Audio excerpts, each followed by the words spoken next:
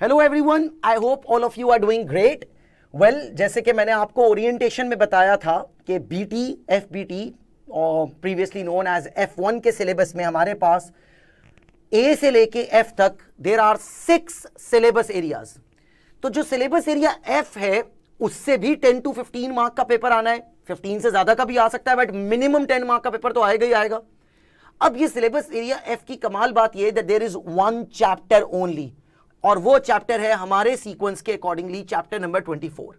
And this syllabus area F is called professional ethics. ACCA की किसी भी paper में अगर स्टडी गाइड में एथिक्स है तो बस गेट रेडी, वो 100 मार्क्स में से minimum 5 to 6 and most likely 10 to 15 mark का पेपर टेस्ट करेगा एथिक्स से। एथिक्स क्यों इतना इंपॉर्टेंट है, क्यों ऑर्गेनाइजेशंस को एथिकल होना जरूरी है, क्यों एथिक्स आज एक सेलिंग पॉइंट है किसी ऑर्गेनाइजेशन का, क्यों अगर आप लोग एथिकली अच्छी ऑर्गेनाइजेशन ना हुए तो क्यों ये आपके लिए एक ह्यूज डिजास्टर क्रिएट कर सकता है। स्टार्ट करते हैं बात इससे कि बिजनेस एथिक्स क्या है और उसकी क्या इंपॉर्टेंस है। देखो यार, एथिक्स का मतलब है sense of right and wrong होना, मॉरल प्रिंसिपल्स को समझना। अगर एक ऑर्गेनाइजेशन अपनी मॉरल प्रिंसिपल्स को समझती है और अपनी लीगल कंप्लायंस के साथ साथ मॉरल वैल्यूज का ख्याल रखती है, उसको पता है कि यार ये काम इलीगल नहीं है मगर ये काम राइट नहीं है, ये राइट और रॉन्ग की सेंस होना और बियॉन्ड द लीगल कंप्लायंस सोचना, ये है बिजनेस एथिक्स।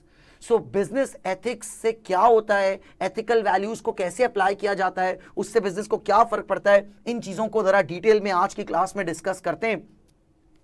और आज की क्लास में इन चीजों को डिस्कस करना स्टार्ट इस बात से करते हैं कि जब आप as a manager, as a director, as an owner, as an accountant, जब आप अपनी कंपनी के लिए, अपनी ऑर्गेनाइजेशन के लिए कोई डिसीजन ले रहे होंगे और आप उस डिसीजन को इवैल्यूएट कर रहे होंगे, तो आपके लिए क्या एथिकल है और क्या एथिकल नहीं है, यह डिपेंड करता है कि आप कौन से माइंडसेट से हैं।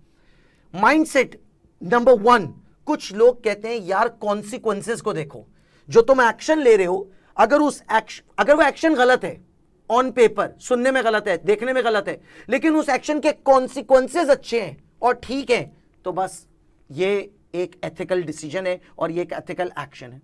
ऑन द अदर हैंड, कुछ लोग कहते हैं यार कॉन्सिक्वेंसेस को मत जज करो, ये देखो कि जब आप डिसीजन मेकिंग कर रहे थे, आप जब एक्शन ले रहे थे, तो आपकी मोटिवेशन क्या थी, नियत क्या थी, उसके अकॉर्डिंगली इवैल्यूएट करो whether an action is considered to be an ethical और not, that depends upon the motivation behind it. तो आप, ये लोग जो मोटिवेशन की बात करते हैं, ये लोग कहते हैं तुम वो डिसीजन लो, सामने वाले को वैसे ट्रीट करो जैसे तुम ट्रीट होना चाहते हो। तो वो कहते हैं कि अगर आपकी नीयत ठीक है तो आप डिसीजन, आप कॉन्सिक्वेंसेस को मत देखें। एक तीसरी अप्रोच ये कहती है कि भाई वैल्यूज की बात करो, और वैल्यूज की बात करने वाले लोग कहते हैं कि हमें नहीं पता, हमें नहीं परवाह के कॉन्सिक्वेंसेस क्या होंगे और हमें तुम्हारी नीयत से भी कोई लेना देना नहीं है। कुछ चीजें फंडामेंटली करेक्ट और कुछ चीजें फंडामेंटली रॉन्ग होंगी, जैसे कि ह्यूमन राइट्स, किसी का मर्डर करना, जो भी मर्डर के पॉजिटिव या नेगेटिव कॉन्सिक्वेंसेस हैं या जो भी उसकी रीजन है, कुछ चीजें फंडामेंटली गलत हैं तो गलत है। अब इसी बात को आगे लेके चलते हैं। जब मैं और आप as an organisation, as a leader of the organisation, जब हम अपने प्रोडक्ट को लॉन्च करने में, रॉ मटेरियल यूज करने में, ह्यूमन रिसोर्स रिक्रूट करने में, किसी सब्सिडी को एक्वायर करने में, किसी इंप्लॉइज को ले ऑफ करने में, डी लेयरिंग करने में, रिडंडेंट करने में, जब हम अपनी लाइफ में, बिजनेस डिसीजंस में एथिक्स को अप्लाई करने की कोशिश करेंगे, तो ये कोई आसान प्रोसेस नहीं होगा। हम फेस कर रहे होंगे एथिकल डायलेमा, ये भी ठीक लग रहा होगा पर इसमें कुछ गलत होगा, ये भी ठीक लग रहा होगा पर इसमें भी कुछ गलत होगा। ऐसे में हमें कई सारी अप्रोचेज हैं जिनको हम समझ सकते हैं, सीख सकते हैं और अडॉप्ट कर सकते हैं। जैसे कि एक अप्रोच है, एक आइडिया है कि यार तुम डेली लाइफ में, बिजनेस लाइफ में डिसीजन मेकिंग जब करोगे, एथिकल डायलेमास को फेस करोगे, you can adopt the consequentialist approach और you can go for the pluralist approach. अब नाम से भी काफी पता लगता है, इनके लिटरल मीनिंग डिक्शनरी से निकाल के देखो। कॉन्सिक्वेंस क्या होता है? किसी चीज की वजह से आने वाला रिजल्ट, उसके इंप्लीकेशंस, उसके क्या, उसके असरात क्या आते हैं।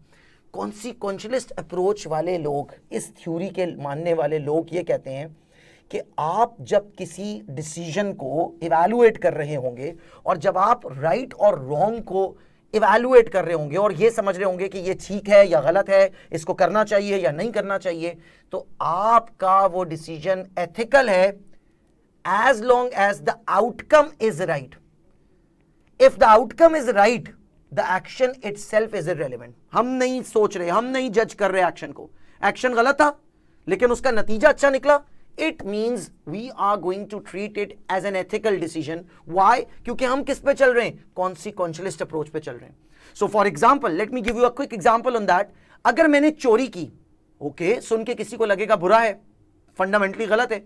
व्हाट इफ मैंने चोरी करके किसी को जाके फीड किया और अगर मैं उसको अर्जेंटली फीड चोरी करके ना करता, वो मर जाता, तो क्योंकि मेरा एंड रिजल्ट ठीक है, तो ऐसा बिजनेस डिसीजन जिसके कॉन्सिक्वेंसेस अच्छे हैं और कॉन्सिक्वेंसेस जस्टिफाइबल हैं, तो जो एक्शन इटसेल्फ है वो रेलेवेंट नहीं है. So this is an example और this is the philosophy of consequentialist approach, जो कि एग्जैक्टली ऑपोजिट है प्लूरलिस्ट अप्रोच के.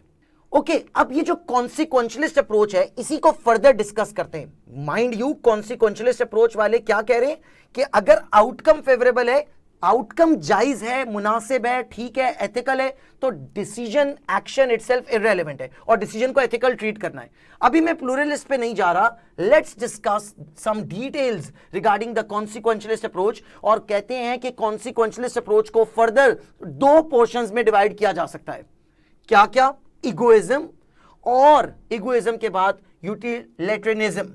इगोइज्म का क्या मतलब है? अब अगर वो आउटकम मेरे जाती तौर पे फायदे में है, तो मैं कहूंगा कि भाई वो डिसीजन जबरदस्त था. So the action is morally correct, मेरे लिए मॉरली करेक्ट है, as long as the outcome is favourable. Favourable for whom? For the individual making the decision. So जो लोग इस फिलॉसफी पे चलते हैं, अगर उनका फायदा हो तो वो उस डिसीजन को एथिकल और मॉरली करेक्ट ट्रीट करते हैं. इससे थोड़ा सा डिफरेंट है. इस अप्रोच में क्या होता है, हम कहते हैं अगर वो डिसीजन के कॉन्सिक्वेंसेस और आउटकम मॉरली करेक्ट हैं, यही सेम बात, मॉरली करेक्ट है, मगर वो मॉरली करेक्ट होना चाहिए for the greatest number of people और द ग्रेटर गुड, ज्यादा लोगों का फायदा, ओवरऑल फायदा है. ओके फाइन, हो सकता है किसी को नुकसान हो सकता है मेरा एक्शन ऑन पेपर गलत हो, फंडामेंटली गलत हो, लेकिन उससे ज्यादा लोगों का फायदा हो गया है, तो हम उसको ठीक ट्रीट करेंगे. Example for instance, if an accountant is asked to cover up a major fraud. Okay, आप इमेजिन करें, आप एक कंपनी में जॉब करते हैं और वन फाइन डे आपको कहा जाता है कि यार ये इस किस्म का कोई इशू था. मैं बहुत बड़ी खतरनाक एग्जांपल क्रिएट करता हूं, लेट्स से कोई ब्राइब का इशू था, मनी लॉन्ड्रिंग का इशू था. आपसे रिक्वेस्ट की जाती है यार इस फ्रॉड को कवर करो, किसी को पता नहीं लगने देना. आप पता नहीं लगने देते, आप छुपा लेते हैं, क्योंकि अगर आपने बताया तो आपको एज अ अकाउंटेंट पेनल्टी पड़ेगी, आपका लाइसेंस कैंसिल हो जाएगा एंड ऑल दैट स्टफ. तो इसका मतलब है आपने आउटकम को अपने फेवरेबल में समझते हुए उसको क्या अपने उस डिसीजन को क्या समझा, मॉरली करेक्ट समझा. लेकिन एक और अप्रोच भी हो सकती थी, आप ये सोचते कि अगर ये बात पब्लिक हो गई और लॉ इन्फोर्समेंट एजेंसीज को पता लग गई तो कंपनी की शेयर प्राइस डिप कर जाएगी, बहुत सारे, हो सकता है कंपनी को बैन कर दिया जाए, बहुत सारे लोग जॉबलेस हो जाएंगे. सो मे बी आपने अपने डिसीजन को मॉरली करेक्ट जस्टिफाई किया, मगर आपने फॉर द ग्रेटर गुड किया. So these are two different strategies और mindset behind the consequentialist approach, कि क्या आप इंडिविजुअल जो कि अपने जो डिसीजन मेकिंग कर रहा है वो अपना फायदा देख रहा है या वो ग्रेटर गुड को देख रहा है. लेकिन at the end of the day देखा एक ही चीज आ रही है, and that is the outcome. इसके ऑपोजिट बात कर लेते हैं. बात हमने कहां से स्टार्ट की थी? बात हमने स्टार्ट की थी कि हम कॉन्सिक्वेंशियलिस्ट और प्लूरलिस्ट अप्रोच पे जाएंगे. सो अब जाते हैं प्लूरलिस्ट अप्रोच पे. This approach involves trying to cater to the needs of all the stakeholders. बहुत ही जबरदस्त अप्रोच. मैं चाहता हूं तमाम कंसर्न पार्टीज को साथ लेके चलूं. स्टेक होल्डर की टर्मिनोलॉजी आपने चैप्टर 2 में पढ़ी थी, तो मैं तमाम स्टेक होल्डर्स को साथ लेके चलना चाहता हूं. क्या यह प्रैक्टिकली पॉसिबल है कि तमाम स्टेक होल्डर्स हैप्पी हों? क्या यह प्रैक्टिकली पॉसिबल है तमाम स्टेक होल्डर्स को साइमल्टेनियसली फायदा हो? Not really. तो यह अप्रोच कहती है तमाम स्टेक होल्डर्स को साथ लेके चलो. हो सकता है इस सब में कुछ का थोड़ा नुकसान हो, बट मेक श्योर करो किसी को भी सीरियस नुकसान किसी एक ग्रुप को ना हो.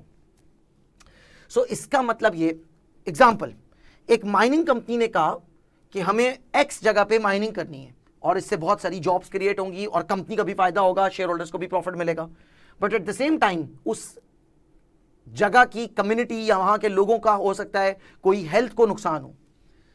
एक ऑप्शन तो ये हो सकती है मैं अपने फायदे में सोचूं कि अगर मेरी वेल्थ मैक्सिमाइज हो रही है बस मुझे करना चाहिए। लेकिन प्लूरलिस्ट अप्रोच वाला कहेगा कि यार तमाम स्टेक होल्डर्स को साथ लेके चलना है। ओके, शेयर होल्डर की वेल्थ मैक्सिमाइज होगी, करना चाहिए। ओके, मे बी उस वहां से कुछ ऐसी मिनरल्स निकलेंगे जिनको हम एक्सपोर्ट करेंगे, फॉरेन रेमिटेंस आएगी, ओके कंट्री का भी फायदा है। Okay, for example jobs create होंगी, एम्प्लॉयबिलिटी बढ़ेगी, वो भी फायदा है। लेकिन कम्युनिटी एट लार्ज को भी नुकसान नहीं होना चाहिए, ओजोन लेयर को भी नहीं होना चाहिए। तो मे बी हम लोकल कम्युनिटी की हेल्प करेंगे, मे बी हम लोकल कम्युनिटी के लिए कुछ स्कॉलरशिप शुरू करेंगे, उनकी फैमिलीज को कुछ तरह सपोर्ट करेंगे, मे बी हम काउंटर करने की कोशिश करेंगे एनवायरमेंटल डैमेज को। तो this is how a pluralist क्या करेगा, वो सारे कंसर्न पार्टीज को साथ लेके चलेगा। एक और माइंडसेट है, और वो क्या है कि अब आप आउटकम को नहीं देख रहे, अब आपने ये देखना है कि अंडर व्हाट सर्कमस्टांसेस आपने डिसीजन लिया। सो रिलेटिविज्म क्या कहता है, ये एक और फिलॉसफी और एक और आइडिया है, और ये फिलॉसफी ये कहती है कि कोई रूल नहीं है कि हमेशा 2 + 2 = 4 होगा। ये लोग कहते हैं कि कोई भी डिसीजन एथिकल है या नहीं है, that depends on the circumstances. Okay, let's consider an example, वही ब्रेड की चोरी वाली बात को लेके चलते हैं। तो जो रिलेटिविज्म का कॉन्सेप्ट है और जो उसको अप्लाई करते हैं रिलेटिविस्ट, वो क्या कहेंगे, वो कहेंगे कि यार हर एक का अपना एंगल है। कोई ये कहेगा कि यार चोरी करना कभी जस्टिफाइड नहीं होता, लेकिन कोई ये कहेगा कि यार अंडर द गिवन सर्कमस्टांसेस क्या उसके पास कोई और ऑप्शन थी, क्या वो किसी और से हेल्प मांग सकता था? अगर कोई ऑप्शन नहीं थी तो ऐसे में चोरी करना भी ठीक है। सो ये लोग किसी वन फिक्स्ड रूल पे नहीं चलते, ये लोग इवन आउटकम को भी नहीं देख रहे कि फायदा हुआ या नुकसान हुआ, ये कह रहे हैं उस वक्त क्या सिचुएशन थी।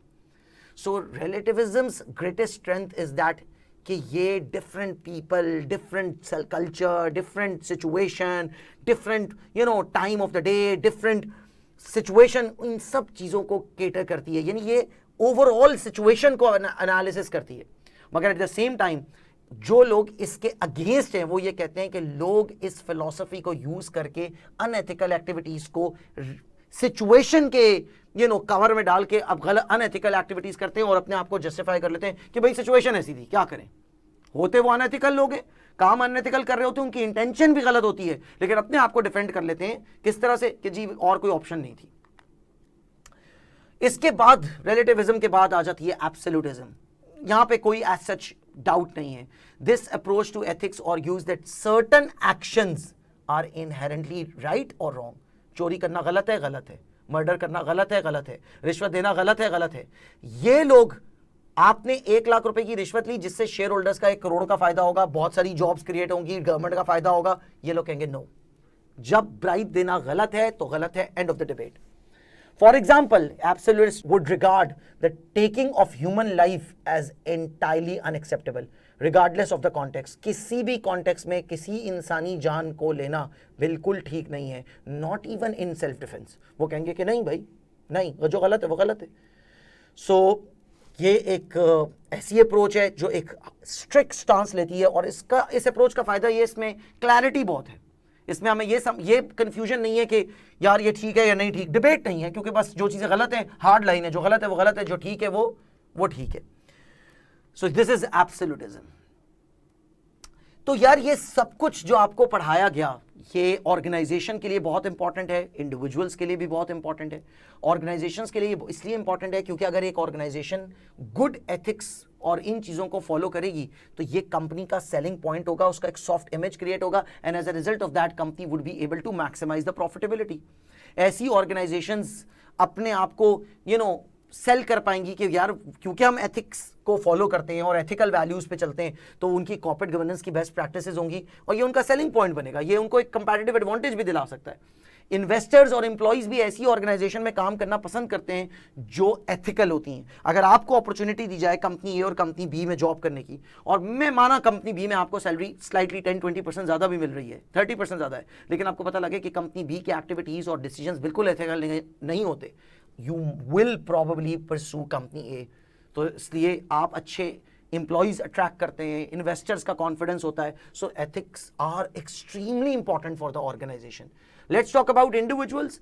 क्या इंडिविजुअल्स के लिए इंपॉर्टेंट है? पहली बात तो ये कि over the years, over the decades, मेरे और आपके इर्द गिर्द with the all that awareness, social media, consumers, customers, employees, अब लोग ब्लाइंडली कॉर्पोरेट सेक्टर की रबिश को एक्सेप्ट नहीं करते। सो इसका मतलब है हम उनसे परचेज करना पसंद करेंगे एज अ कस्टमर जो एथिकल है। मुझे पता लगे कि रेस्टोरेंट ए अपने एम्प्लॉइज को मिनिमम वेज भी नहीं देता अपने एम्प्लॉइज को, और रेस्टोरेंट बी देता है, I would prefer restaurant B. तो इसका मतलब है इंडिविजुअल्स के लिए भी ये सारी चीजें इंपॉर्टेंट हैं, और आज का एक आम आदमी जो कि अवेयर है चीजों को लेके, वो एथिक्स को यूज करता है, एथिकल वैल्यूज को यूज करता है अपनी डिसीजन मेकिंग करते हुए भी। So these things are really important. और अगर एथिक्स को कॉर्पोरेट सेक्टर फॉलो नहीं करेगा तो फिर कॉर्पोरेट सेक्टर सोसाइटी बिल्ड करने में, एक अच्छी कम्युनिटी बिल्ड करने में अपना रोल प्ले नहीं कर पाएगा।